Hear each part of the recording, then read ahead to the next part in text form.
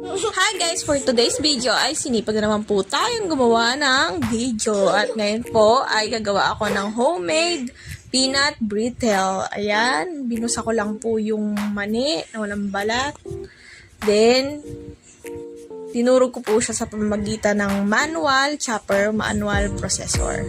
Then, nagtunaw ako ng asukal sa kawali. Halo lang po ng halo at ang apoy po natin ay mahina lamang para hindi masunog ang asukal. At ayan po, matapos halu-haluin ng matagal, pag ganyan na po siyang tunaw na, ay lagyan po natin ng margarine. Para lalo pong matunaw ang ating asukal, halu-haluin lang ulit. Mahina lang po ang apoy natin dahil baka masunog ang asukal. Yan, pag okay na, pag nalusaw na, pati ang margarine.